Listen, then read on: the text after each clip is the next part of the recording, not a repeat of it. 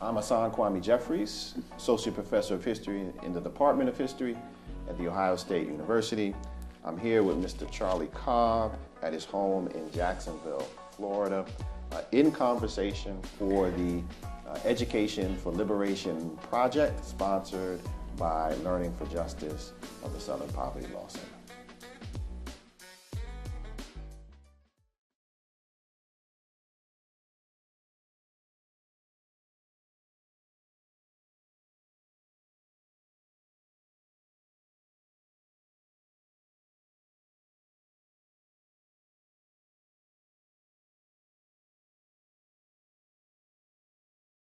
Hello and welcome.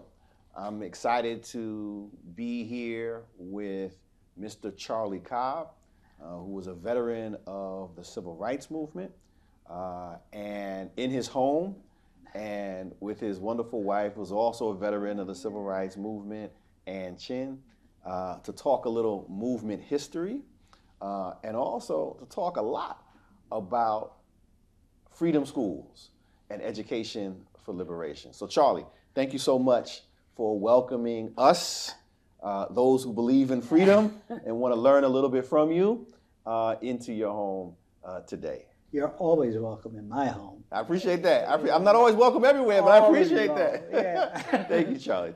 So I want to begin. We'll talk about sort of the movement stuff in a second.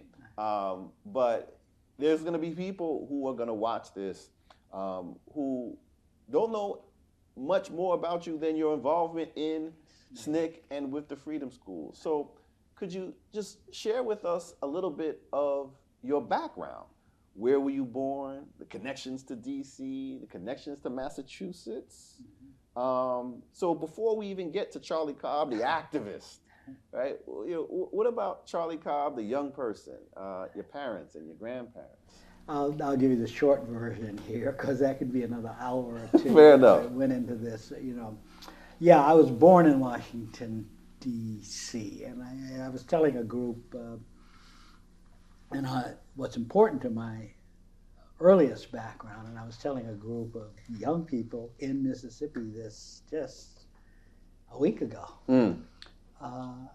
My initial schooling was in a Rosenwald school. And I don't know how many people looking at this know what a Rosenwald school was.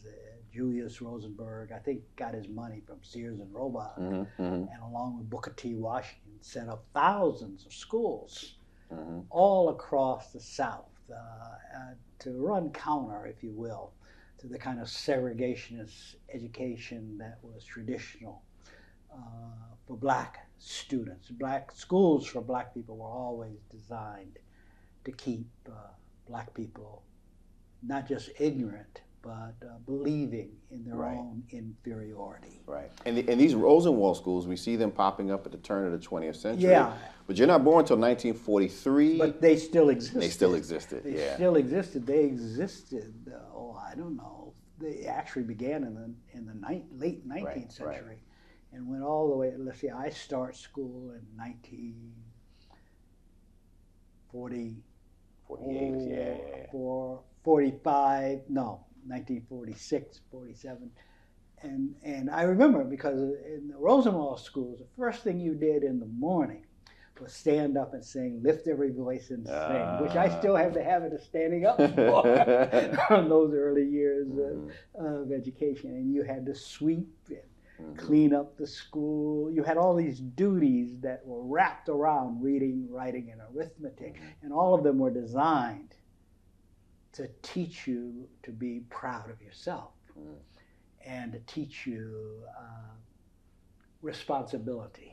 So these are segregated schools. Yeah, they were a lot of black teachers. Schools, black teachers, all in black communities.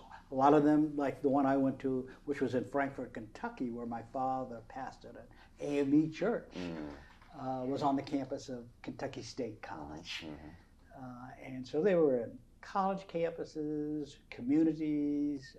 Communities had to raise money to support these schools because they couldn't exist just with grants. Right. And in fact, for most of the schools to get off the ground, there would be, the community had to raise Yeah. half of the money. Yes. Right? So it was like, we'll give you half the Rosenwald Fund, but the community has to come up with, but which was an interesting play because part of the thinking there was, well, we want to make sure that black folk have an investment in education that they really wanted. We had an investment in education from the beginning, right? Yeah, that's Booker T. Yeah. That's Booker T. Washington's idea. That was one of, I know people look askance and whatnot at Booker T. Washington, but he had a lot of good ideas in his head, even despite his arguments with W.E.B. Du Bois or Monroe Trotter and that whole crew. But anyway, that's the beginning of my education. Okay.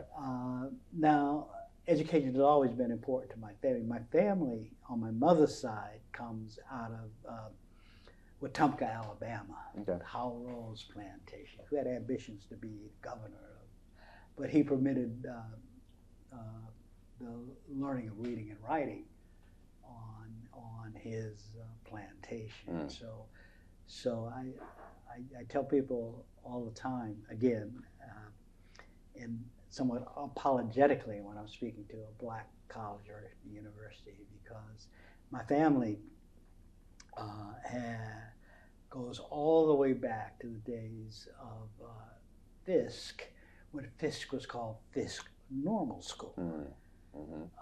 And every generation of my family has graduated college students. Wow. Except for me.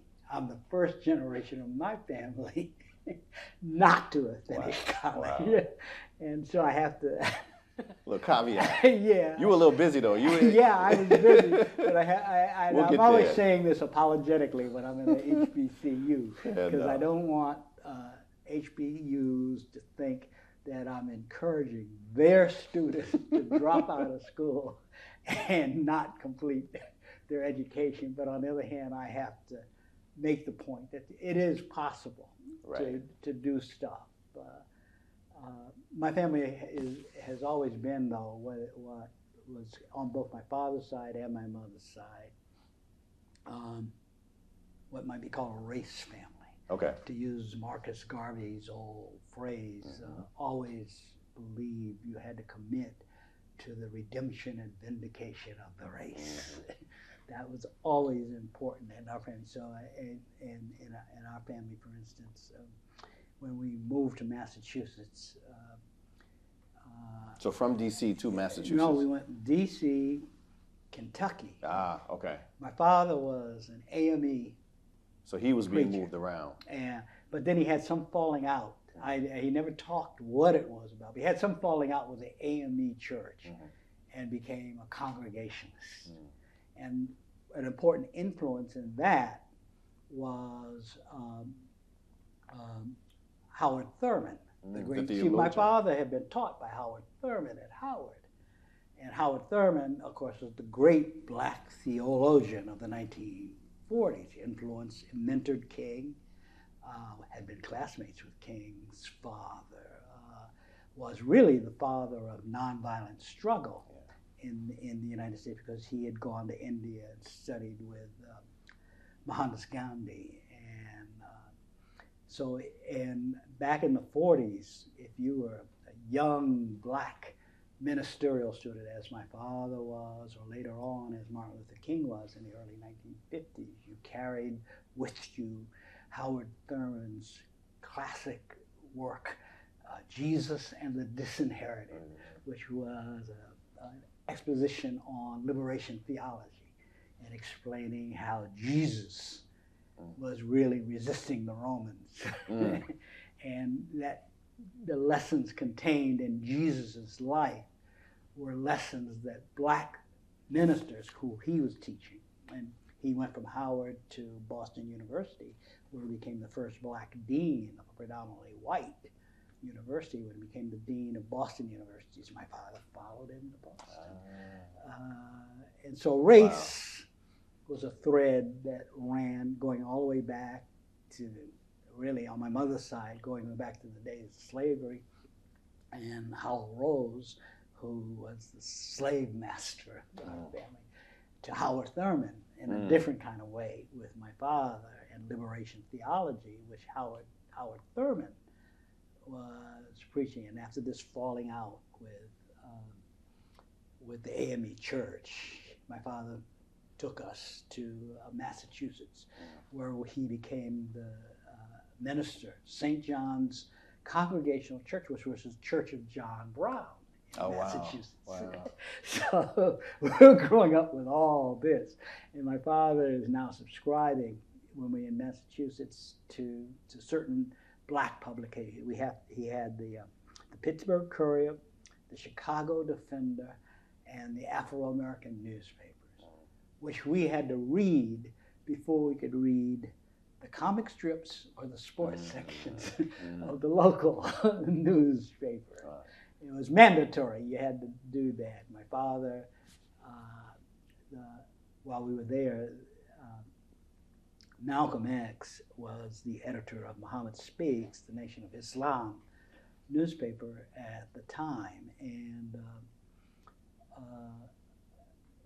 Malcolm it was a very bright idea. He decided, at least in Springfield, Massachusetts, where we were, that his people should sell Muhammad Speaks, the Muslim newspapers, in front of black churches on Sundays.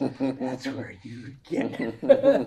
That's where you'd get black people. They're coming out of church, and he had his. And of course, most of the ministers were not very happy with him, and my father defended him, his right to do that. And they had these conversations in the living room.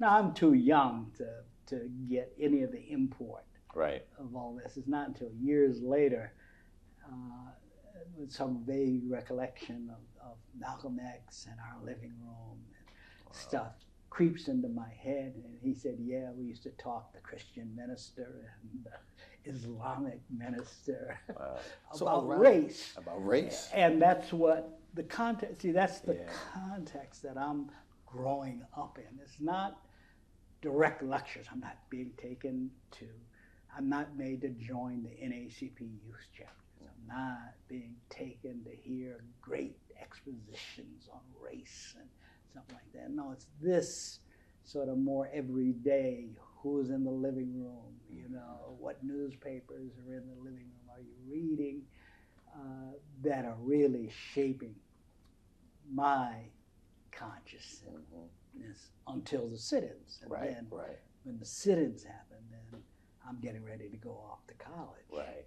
So this period while you're growing up, it's kind of a dinner table kind of education. Yeah. So for instance, at our dinner table, I'm still in what? I must have been in maybe middle school, maybe younger than that. I was 14 when Emmett Till gets killed. That's a part of the dinner table conversation. The Jet magazine. It's also the conversation we're having on the street corners. My own age, because he's our age. You were 14, he's 14, and whatnot.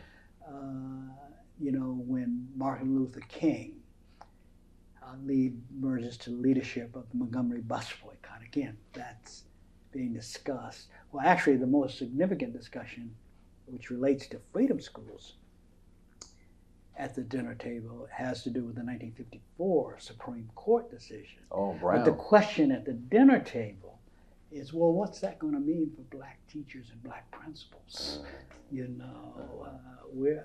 Are they going to be principals of white schools? Nobody thought they would be.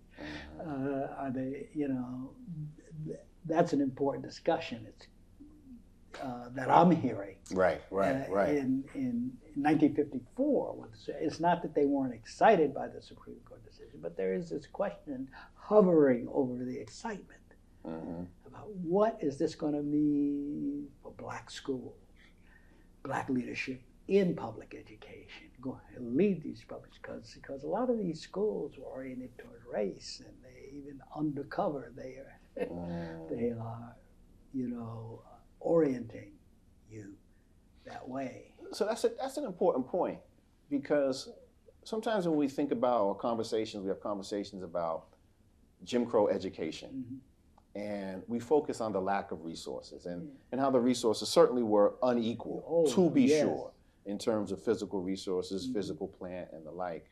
But you're saying something that's important to note is that, yeah, the structures were unequal. There were real resource differences.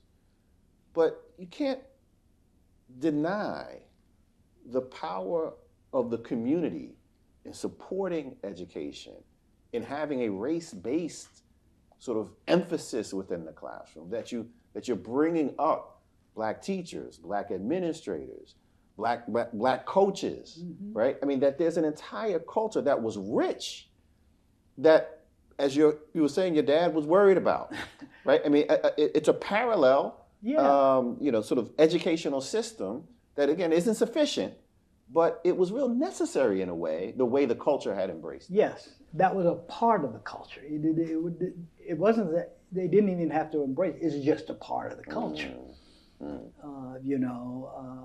The message that's coming through to us, as I recall, in the 1950s, when I'm in school, is that things are going to open up for you, and you need to be prepared to take advantage of it. And these teachers saw themselves as being on a mission to prepare you. And they believed things were going to, when I think about it, I think a lot of it had to do with World War II and the returning veterans and what they had seen, fighting Nazis, and Italians and Japanese, and part of what they had seen from just being overseas. That there was a larger world, and these guys were coming back, and they were mostly guys, and to say, we're going to make it better. They weren't going to march on picket lines. Right. They weren't going to have sit-ins or anything, but they had, things are going to be better for you.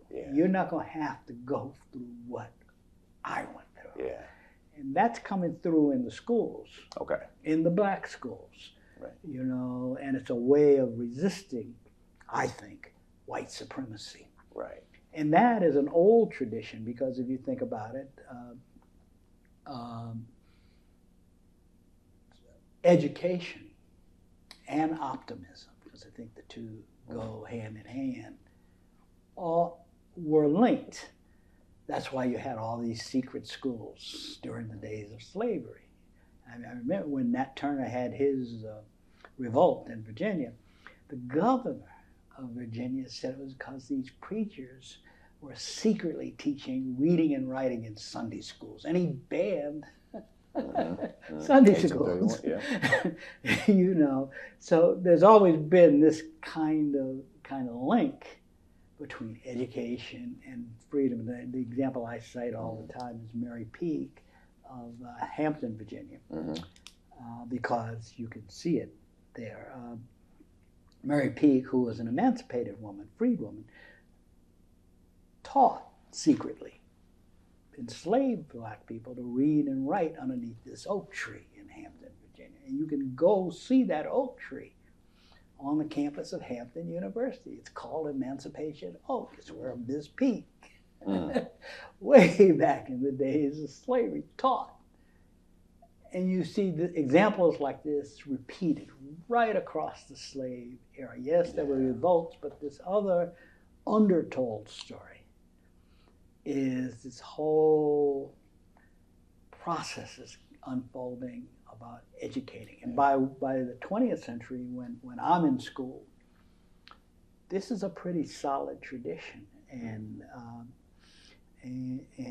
it's what accompanies this notion that things are going to get better for you. You're not going to go through what I went through, in my day. No, it's going to get better for you. And that's part of the excitement about the 1954 Supreme Court decision, but also part of the suspicion about it and what its meaning is going to be. And unfortunately, not a lot of that discussion has been discussed. Right. And so, but it was present at our dinner table. It was present in Black households, in the neighborhoods.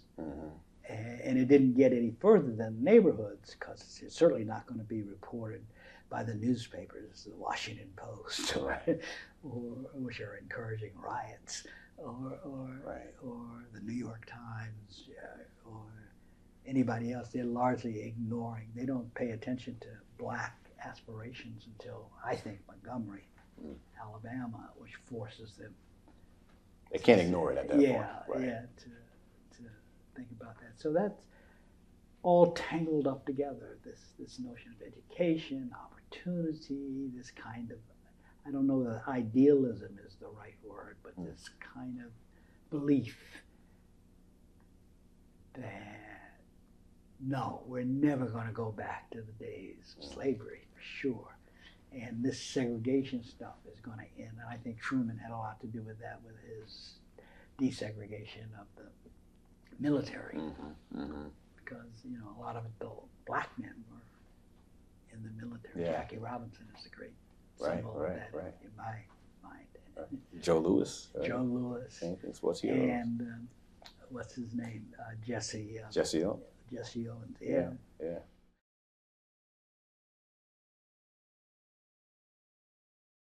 So the 1961, sit-ins began in 1960. Yeah. You're a senior in high school. Yeah. You're still in Massachusetts. I'm still there. 1961, you enroll at Howard University. Why did you choose Howard? Was that your father's influence, a connection to D.C.? No, it had to do with not wanting to go to college. You went to college because you didn't want to go to college. What was that? My mother said I should go because, and her argument was, then you could travel and you could become a part of the Peace Corps, and she had a vision. vision of what college would mean for me, and you know, I said, okay, I'll give it a shot, and I went to Howard, which is where the family had been going to school since, I don't know, for the beginning of the 20th century. Right. You know, so it didn't even occur to me. I know you're a Morehouse man. Yes, sir. It didn't Yes, occur sir. to me. It didn't occur to me to consider any other college. I mean, that's part of the power. That's the part of the power of historically black colleges and universities, right? I mean, they become linked with families, right? And you're thinking about, and so you have those Morehouse families, you have Spelman families, and you have Howard families, you have Hampton families. So that makes a lot of sense. So, but you chose Howard at a really sort of pivotal time. Well, it had an active student activist group, NAG, the Nonviolent Activist, which I was not aware of. That was not a factor in my decision to go to Howard. I first encountered NAG in two ways. Sitting on a campus reading the first edition of the Hilltop, the school newspaper. And the lead story, edited, by the way, and the editor of the Hilltop was Michael Thelwell, who became prominent in SNCC. But the lead story was the Howard students that had been on the Freedom Rides. And I think they had a picture of Stokely in that, because he was one of the Howard, Stokely, Hank Thomas, and people. The Howard contingent. The whole Howard group. And of course, the Freedom Rides start in May of 1961 and then continue on through the summer. Through the entire summer. Right. And then you show up on campus in that fall. I'm reading the newspaper, and they also have in the newspaper that there's going to be a protest somebody hands me a leaflet saying there's going to be a protest leaving in Maryland, in Baltimore, leading from in front of the Founders Library, the library at Howard, and anybody can get on the bus. So I said, I'm interested enough to say, well, let me see what these people are. I don't know much about. I had read about the sit-ins, obviously, but I get on the bus with these Howard students, and I'm talking to them. A lot of them had more experience with pickets, and my intention was to join the picket line. I said, I can do that. And headed to Annapolis? Headed to Baltimore. Baltimore, okay. And I do. I go get on the bus, go to Baltimore. And we meet at some church. I forget the name of the church. It was a big church. But the woman, she was an attorney, married to Clarence Mitchell. Okay, the Mitchell family. Yeah. Big Baltimore NAACP activist family. Yeah, and she asked for volunteers to picket in Annapolis. That's how I get. So I said, well, I should do that, and because I had met a couple of sisters and they were going there, so I go get in the car with them because they're now going by car to Annapolis, intending to picket. But the students who led this particular group decided to do more than picket. They decided to go inside the restaurant and sit in, and if asked to leave, refuse to leave. And I'm there, so I have a little choice to go in there with them, which I do. And I remember Janet Rose. That was one of the people. She's passed now. Howard student. And I go in there with them. And then they decide when they're in the restaurant and they're asked to leave, not only to refuse to leave, but when the police come to do something I had never heard of, and that was to go limp, make their body dead weight. So the police have to carry them out. And it's more difficult to carry them out if they've gone. So we wind up in jail, to make a long story short. Wow. And that's where I begin now to hear about SNCC, CORE. I remember the three conversations I remember: CORE, SNCC, and Robert Williams in North Carolina, Monroe. And so I'm hearing, because these are people that have far more experience with the movement than I do. I'm 18, and I'm listening to them and whatnot, and they're interesting. But I'm in school, but it plants the idea that there's something besides picketing or sitting in restaurants that you can do. So the visible direct action things that were being captured on newspaper covers, right? Yeah. As you were saying, Yeah, but there was also Bill Hanson, for instance, who was organized for one of the first white guys to organize for SNCC. Right. Was in jail with us, and he had just come back from Albany, Georgia. So he's talking about what Charlie Sherrod and them are doing in organizing. And then somebody else is talking about, they knew this stuff that I didn't know about. Bob Moses, who was working in Amite County. He had just gotten beaten up in Liberty, Mississippi. So I'm in jail with these people, and I'm basically listening. I have nothing to contribute. Right. I'm a Howard student. That's the sum total of my existence. But the idea has been planted, and at the same time, the same people who have organized these sit-ins on Howard's campus have also organized something called Project Awareness, which is a series of debates across over the semester, and they put together people who had opposite views. So the first one I went to, was a debate between Bayard Rustin and Malcolm X. Wow, you were there. I was there, Crampton Auditorium. That was the debate, and and we thought. I remember talking to some, because I now have met people. I know a few people, and they said, "Well, we thought we liked Malcolm's ideas, but thought Bayard had the more practical approach, because Bayard ever the organizer, and he was influential on Howard's campus. Ever the organizer is talking about, yes, he understands. He's almost patronizing. Yes, I understand Malcolm's anger and stuff, but what we have to do, that's what we're hearing. But that debate took place on Howard's campus as a part of Pride. Then the next debate was a debate between Herman Kahn and what's his name, a pacifist. I can't think of his name now. But anyway, Herman Kahn believed in mutually assured destruction as a solution to the prospect of nuclear holocaust. That because you could destroy so much, each side could destroy so much in a nuclear holocaust, that it made no sense to have a nuclear war, and the people that ran countries would realize this.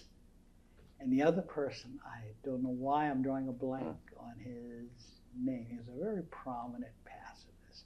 And they argue. So we're going to these, I'm going all semester to these kinds of debate between, that was all organized by basically the SNCC people. Okay. That's Thelwell, that's Cortland, that's Stokely, that's Bill Mahoney. That's a whole set of people. I'm meeting them. But they had organized it. They had pretty much taken over student government, in fact. Stokely was on the Student Government's Council.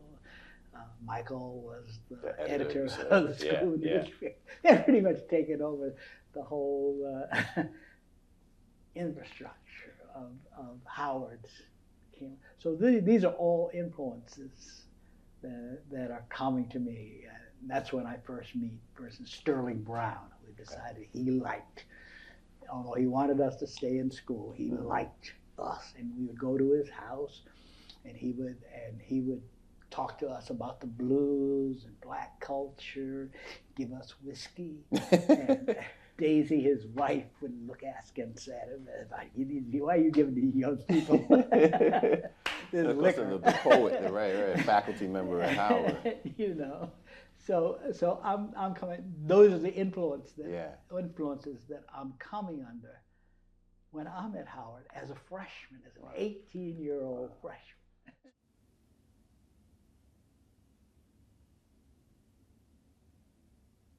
There's sort of three fascinating sites that are all coming together. You have that tradition of deep commitment to education in the family. Yeah. You have those dinner table conversations with your father and bringing together these sort of different issues about being the centrality of race. Yeah.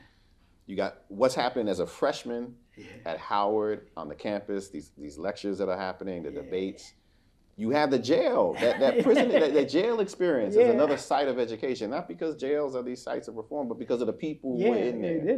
And then you were listening. Yeah. So that's a heck of a freshman year.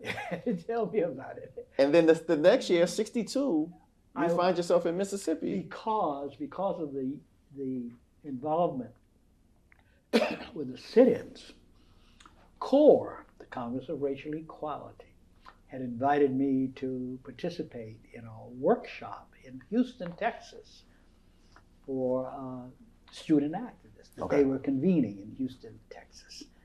And so I got this bus ticket. I think CORE gave me the money for it. From Washington, D.C., all the way through Washington, D.C., Virginia, South Carolina, Georgia, Alabama. Wow. Mississippi, Louisiana, and on into Houston, Texas. I got off the bus. I took this ride. I said, well, my thinking was, this would be a good way to see the whole South, you know.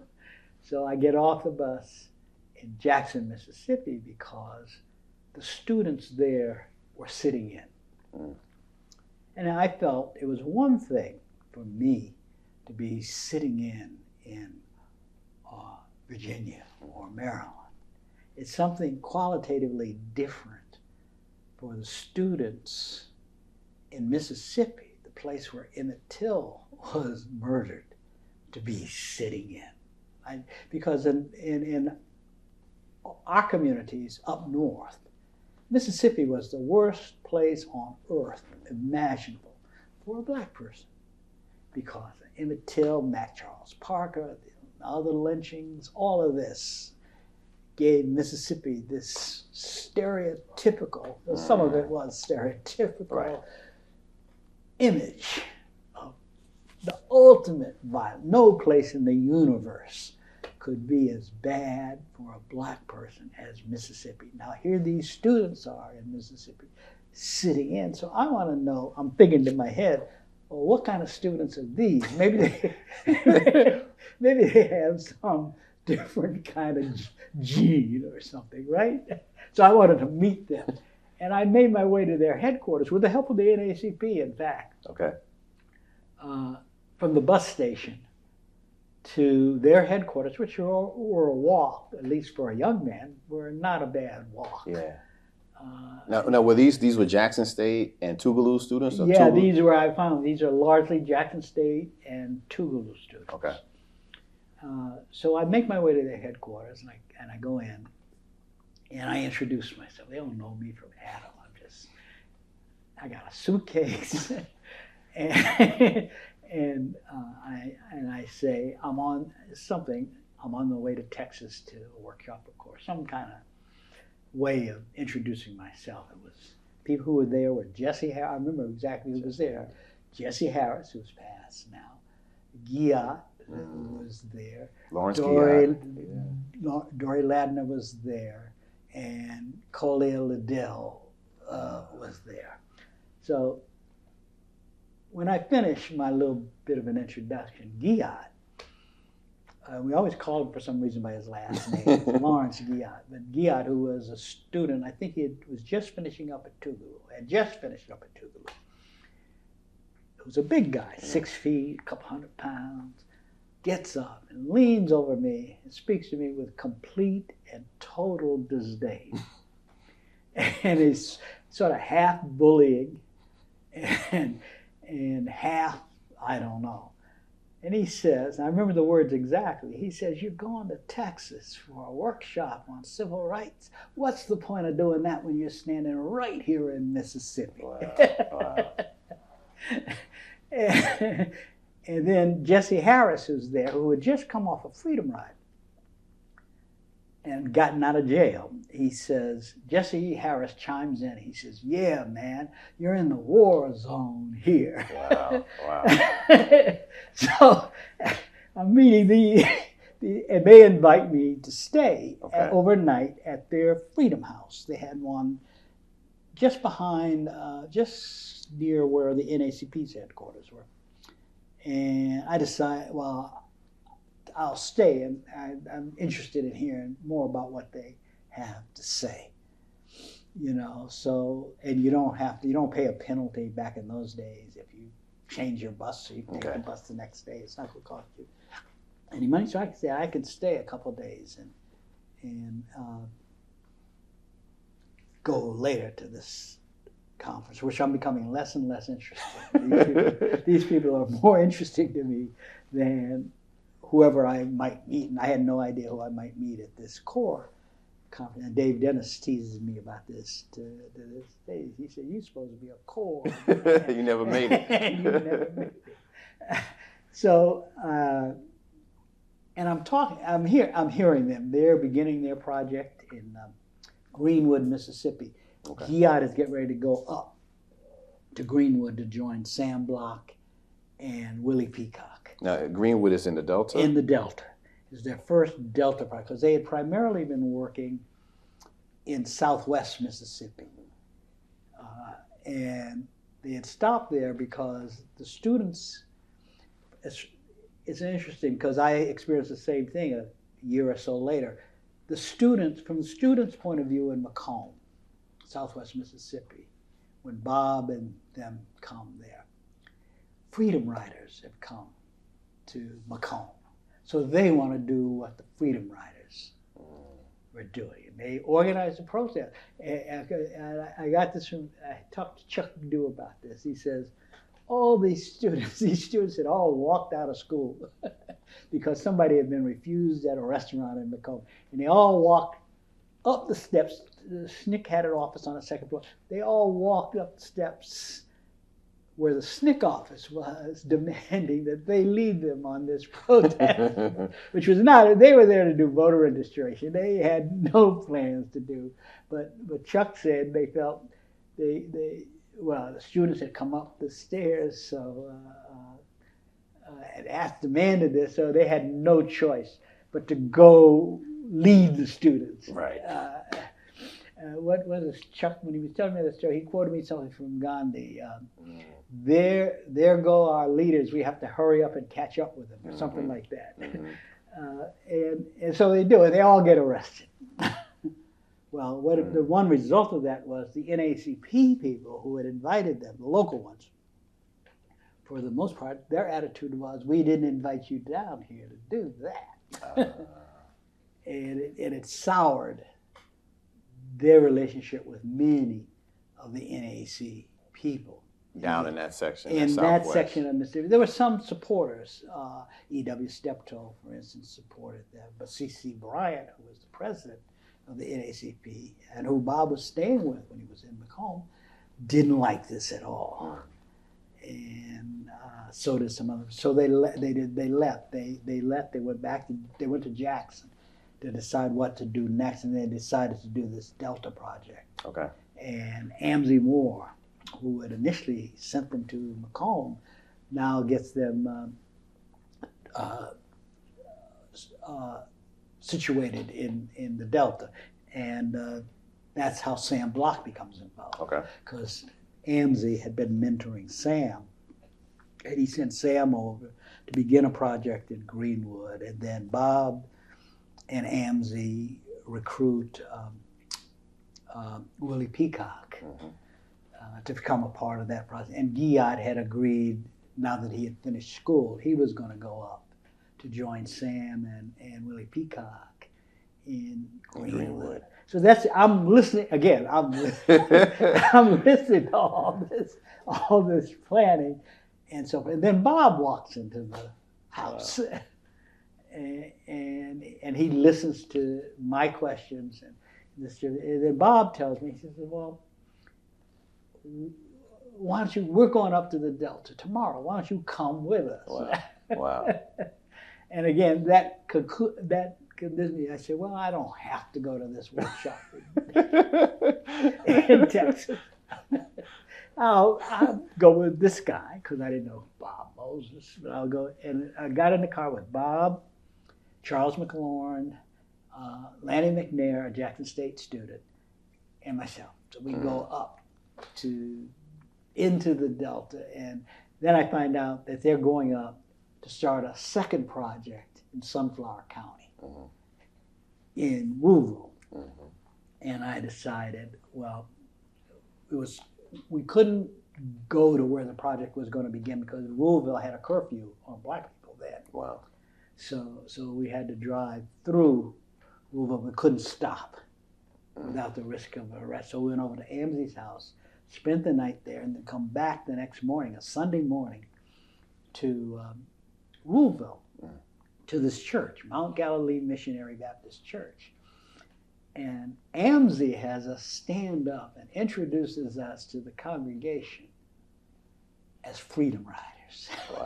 Wow. Now, neither McLaurin nor myself nor Landy had been anywhere close to a Freedom Ride, but Amzie has this whole little speech about how he's brought some Freedom Riders to Rouville, and they're here to work on voter registration. He explains fairly straightforwardly, and what we're there to do. So they're going to be with you for a while. And then Amzie leaves. He hands us over to this elderly couple, the McDonald, and leaves us in the hands of this elderly couple, and we go with them. And I'm now kind of locked into being a part of this. I'm locked into being a part of this project. I know nothing about Rouville. I know nothing about Sunflower County. I know nothing about the Mississippi Delta or anything like that. I'm there because I decided to hang out with these guys. Wow.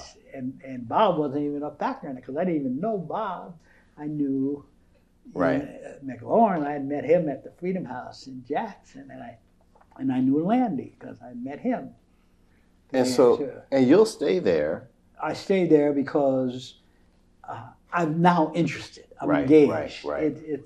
It's stopped short of being an intellectual interest. I'm just engaged by this strange universe that I've kind of wandered into with no real clue about what I had, like most northern guys, bought into all the mythology about Mississippi, but I don't have any strong. So I'm there learning how to make my way in this I mean, one time I told at some conference, I forget.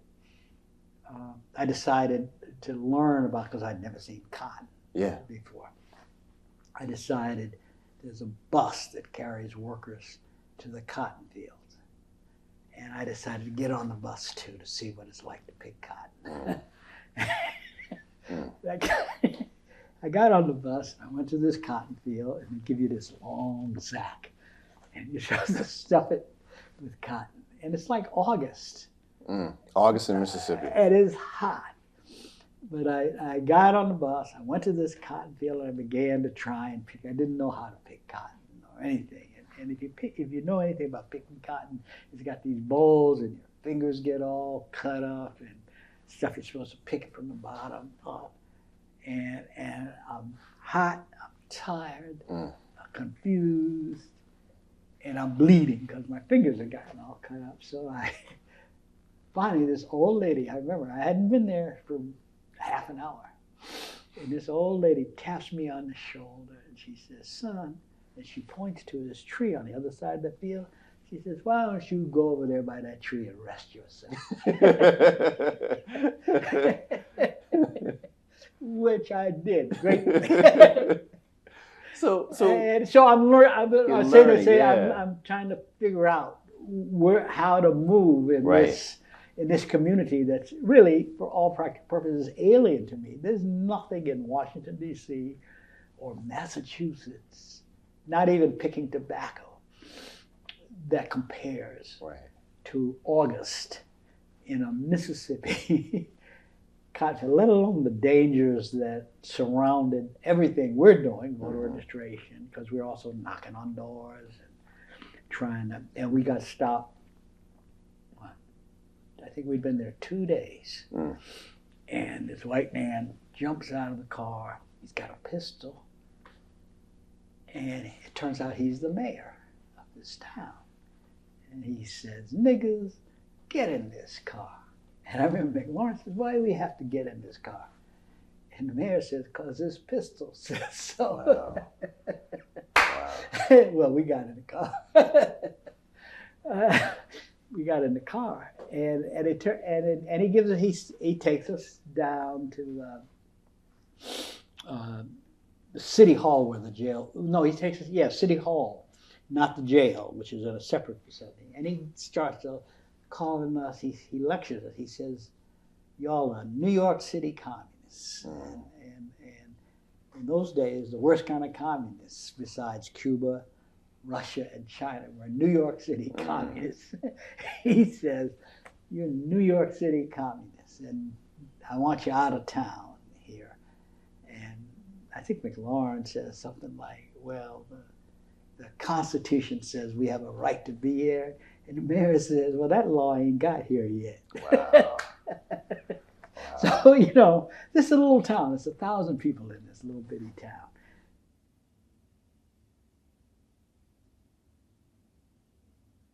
So what conclusions are you reaching about as you're learning how to navigate this, but what conclusions are you reaching about sort of this closed society? I'm thinking that, one, in order to learn my way, I have to pay careful attention to people who know how to move in this place.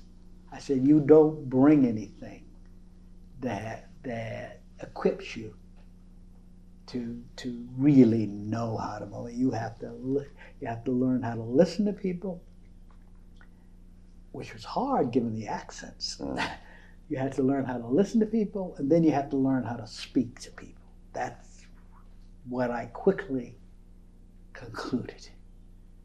And I learned that sitting on the porch of a lady named Mrs. Anderson. She had a little convenience store about half the size of this room here, or what we would call it. She sold like pig feet.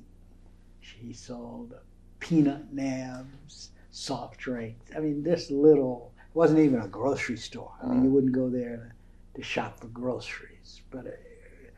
And every time we came down the road, Mrs. Anderson, that's where I learned it was important to learn how to listen to people. he would wave us over. And she had a bench underneath a pecan tree.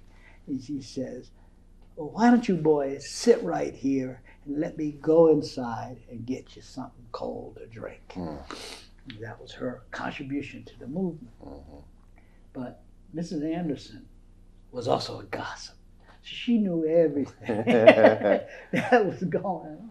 And she would say stuff like, well, Charlie, those people were talking about you and how to get you back up north. Wow. And, or maybe they ought to kill you. Or, I don't know how Mrs. Anderson's network worked. I assume she had a network of black people who worked in these houses and they were ignored by white people. And white people could say whatever they wanted to say and they weren't afraid that it would get back to the black. But Mrs. Anderson, they talked to her anyway. And she knew everything that was going on in this. And she would tell us a lot of times, now you need to be careful out here. Well, I learned that without Mrs. Anderson. But it was that kind of experience, talking with the ladies who made quilts. Yeah. Most people were not going to do what you wanted them to do, which was to go to the county courthouse 20 some odd miles away and try to register to vote. But they would feed you, or they would talk to you over a beer at the juke joint. So you could, as long as you were open, didn't think you knew everything, and I didn't think I knew everything. I didn't think I knew anything. As long as you were open and were curious, and I was, there was curiosity in this. Well, I've never been in a place, for a long time, I didn't know what universe I had wandered into. I just had never, there was nothing in my experience that would prepare me for the Mississippi. And the state was in a frenzy because James Meredith was getting ready to enter Ole Miss that fall. And so the newspapers were full of things like about communist agitation, NAACP niggas. And the newspapers were just full, and you could feel the tension from white people toward, and hostility toward black people, just because this guy is getting ready to enter their white school, to be the first black guy to enter, because he had won his court cases and all of that. So the state was extremely tense, and you felt that. You didn't have to know a lot about Mississippi. If all you had to do was walk downtown to the hardware store, and you could feel that. So I'm learning this. My instincts are developing about when I'm in danger and when I'm not. And people like Amzie Moore and others, older people, are teaching us to learn when we were in danger and when we were not. They knew that. We didn't know that. I don't think McLaurin knew that either. I mean, they teaching us, that. And we're paying attention, believe me, to that. And I slowly, I guess for me, the crisis point became when, after we brought the second group to register to vote, try and register to vote, the Night Riders came through and shot up the whole black community. Wow. Wounded 2 girls who had nothing to do with the project.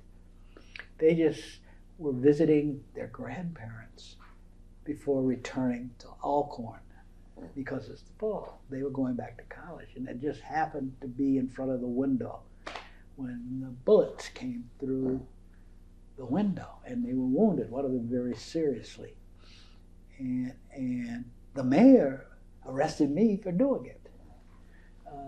And he handed me over to the brother of the man who had killed Emmett Till. Wow. And he said, I did it. He said he had evidence that somebody that looked like me had gone to the hardware store and bought some shotgun shells. And he says, besides, he thought that I did it for the publicity. It was a conspiracy between McLaurin, myself, Landy, and Bob Moses to get publicity for a failing campaign. So he has me hauled, sits me in the back of a car next to a police dog, and I'm hauled off to jail. And I have to tell you, when you're in a little bitty jail like that, I had 3 cells, and they all faced the street, which meant somebody could stick a pistol or a rifle in the window between the bars and shoot you. And when you're in that situation, you have to think long and hard about whether you really want to be here or not. You know, and it was, for me, it was a turning point. You know, okay, I had the option that nobody else had in that town. I could go back to Washington, D.C. I had that option. And that was one of the things people were afraid of, that we'd stir up stuff, they'd get in trouble or killed or something like that. And they'd pay the price for what I had done. So you had to, in that cell, I remember thinking about that in that cell, because I definitely did not go to sleep. I thought about it and decided then, okay, I started this, so I got to see, if only for curiosity, I just got to see how it's going to come out anyway. And now, plus I had all these people. Right. And this is the context in which I meet Mrs. Hamer and people like that. And all these people are now involved with me, not only me, but me. I'm seeing it in terms of myself. These people are involved with me, and I can't just get on a bus or something and go back to Washington, D.C. and enroll at Howard University. I just wasn't made up that way. So I decided to stay. And McLaurin had taught me that, because the first time when the mayor, I told you about the mayor, when the mayor told us to get out, McLaurin insisted that the mayor take him back to where he had picked it up. My attitude was, I'm content. I was a little town. I'm happy to walk. But McLaurin was insistent on the point. You got to take us back to where you picked us up. And later, I asked Mac. I said, "Well, what was the point of that? How come you insisted on the mayor having us brought back to where he picked us up?" Mac pointed to the houses. It was a black community, obviously. Sanctified quarters is what it was called. And he said people were peeping out of all these windows. And they saw that the mayor had picked us up. So it was important for them to see that we had made the mayor bring us back and that we were alive. And it's true, because I remember Mac then asked somebody in the randomly, he said, "What did you think was going to happen to us?" And the lady said, "I thought y'all were going to be in the river." So, so I understood that. And so when it came to my release from jail, I was insistent on the point. I was imitating McLaurin. And he brought us back to the McDonald's house, and people could see that he had. You survived. Yeah, that I had survived. I wasn't dead. Yeah. Because the guy, I said, the constable who had taken me was the brother of the man who had killed Emmett Till. So as far as they were concerned, you know, I could have been pitched into the Sunflower River or something like that. And so part of that, so that's all a part of my learning process. Right, that's all I'm saying. And that's going on, into 1963 to the next year. That year, 63, they have the freedom vote, so sort of that mock election to show the rest of the nation and the world really that black folk are interested in electoral politics, interested in participating, interested in voting. There's just these obstacles, including extreme violence. Yeah, well, that was the big part of it. It was the violence. We couldn't get the government, meaning the federal government. We didn't expect the sheriffs and anything. we couldn't get them to pay attention in any meaningful way. Even John Doerr, who was really sympathetic to what we were trying to do, was frustrated in his efforts to get Burke Marshall, who was the Attorney General under Kennedy, to. They said it was local crimes, not federal crimes, and so they wouldn't involve themselves in that. And so there's all this violence that we couldn't get. The newspapers really didn't pay attention to us at all because we weren't news. We were, there's nothing exciting about what we're doing. You're trudging along these dirt roads and these rural areas. It's not like a demonstration. Right. Or something like that, a sit-in or a protest march. This is dull, day-to-day work where you're just sitting on front porches trying to convince reluctant people about the importance of registering to vote. I mean, that's, it's not interesting. There were a couple of reporters who were Claude Sitton, who was the New York Times guy based in Atlanta, and a few others who were, but for the most part, certainly there were no TV. Right. Until '63 with the Greenwood stuff. But so it was a frustration because people were getting killed because of what we were trying to do. And we couldn't get them any help at all. We couldn't prevent it, and we couldn't protect them. People protected themselves now. That's what I wrote about in my own book on this nonviolent stuff will get you killed. But they protected themselves, but we couldn't. Beyond that, we couldn't do anything beyond that. We were more dependent on them than they were on us. Right. We couldn't get the federal government to promise to do anything until '64 when Mickey Schwerner and Andy Goodman and James Chaney got killed. But so it was a frustration. That was, how do we get the country to pay attention? Because part of the reason, the other part of what's going on, people are saying, well, the reason people don't try and register vote is because they're apathetic. Right. You say, well, no. If you're going to get killed or lose your job or your means of support, why wouldn't you be reluctant? And we would try to explain that's exactly what's going on. People are getting killed, people are losing their jobs, and all of that. And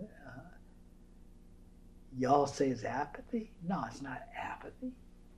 It's fear. Yeah. That's what it is. And the only way to make a difference is to break that fear. So thus began the discussions about the Summer Project of 1964, the freedom vote that preceded that. We had the freedom vote because we wanted to show that if you could provide comfortable places for people, like churches and institutions in their community, then they would participate. And I think we got 80-some-odd thousand people to try and register to vote and vote. In the freedom, it didn't have any legal meaning, but it did demonstrate that apathy isn't the issue. It's something else. And what we had concluded was it was fear. People were afraid, and we didn't have any solution to that. We didn't have the means to do that.